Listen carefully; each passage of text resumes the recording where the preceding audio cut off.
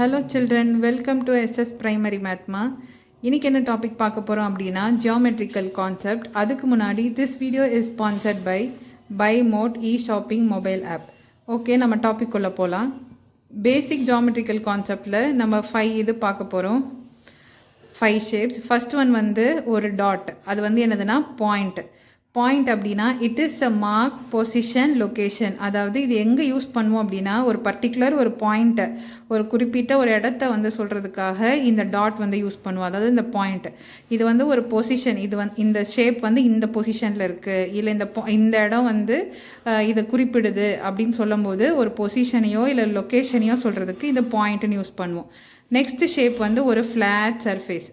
அது பேர் என்னதுன்னா பிளேன்னு சொல்லுவாங்க. ஒரு ஃப்ளாட் சர்ஃபேஸை வந்து என்ன சொல்லுவாங்க, பிளேன்னு சொல்லுவாங்க. எக்ஸாம்பிள் இந்த போர்டே எடுத்துக்கலாம். ஸோ இது வந்து ஒரு ஃப்ளாட் சர்ஃபேஸ். ஸோ இது வந்து என்ன ஷேப்பில் இருக்குன்னா இப்போ ஒரு பிளேன் ஷேப்பில் இருக்குதுன்னு சொல்லுவாங்க. நெக்ஸ்ட்டு பார்த்திங்கன்னா ஒரு லைன் செக்மெண்ட். இந்த இடத்துல ஒரு டாட்டு, இந்த இடத்துல வந்து ஒரு dot. So line segment it has 2 end point. End பாயிண்ட்னா இதுலேருந்து இது வரைக்கும் எண்ட் பாயிண்ட். இது மீறி போகாது, இங்கேயும் லெஃப்ட் ஹேண்ட் சைட்லேயும் மீறி போகாது.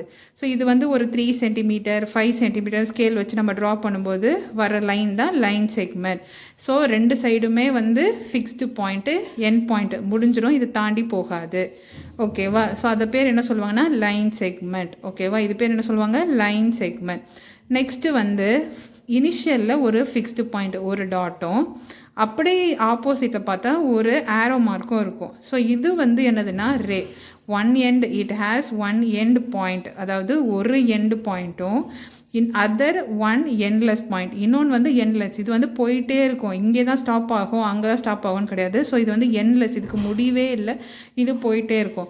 ஸோ இந்த மாதிரி இருக்கிற பாயிண்ட் பேர் என்னதுன்னா ரே. ரெண்டு இடமும் வந்து டாட் இருந்ததுன்னா அது லைன் செக்மெண்ட். இந்த சைடும் மூவ் ஆகாது, அந்த சைடும் மூவ் ஆகாது. இதை ஈஸியாக மெஷர் பண்ண முடியும். ஆனால் இந்த மாதிரி ஒரு சைடு மட்டும் பாயிண்ட்டும் இன்னொரு சைடு வந்து ஒரு ஆரோ மார்க்கும் இருந்ததுன்னா இந்த சைடு மூவ் ஆகிட்டே இருக்கும். ஸோ இதை மெஷரும் பண்ண முடியாது. இது பேர் என்னதுன்னா ரேன்னு சொல்லுவாங்க. நெக்ஸ்ட்டு ரெண்டு பக்கமும் வந்து ஆரோ மார்க் இருக்குது. ஸோ ரெண்டு பக்கமும் ஆரோ மார்க் இருந்தால் அது வந்து லைன்னு சொல்லுவாங்க. It has both the end have endless direction. ரெண்டு சைடும் பார்த்தீங்கன்னா எண்ட்லெஸ் டைரக்ஷன். லெஃப்ட் ஹேண்ட் சைடும் அப்படியே போயிட்டே இருக்கும், ரைட் ஹேண்ட் சைடும் அப்படியே போயிட்டே இருக்கும். ஸோ இந்த இடத்துல ஸ்டாப் ஆகும்னு சொல்ல முடியாது.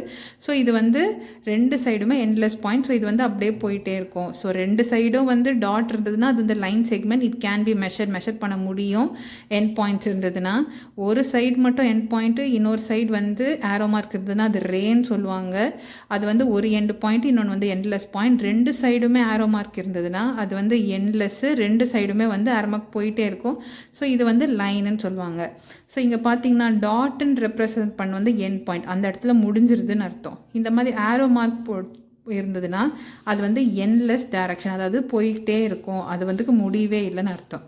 ஓகே சில்ட்ரன், நம்ம நெக்ஸ்ட் கிளாஸில் பார்க்கலாம். தேங்க்யூ.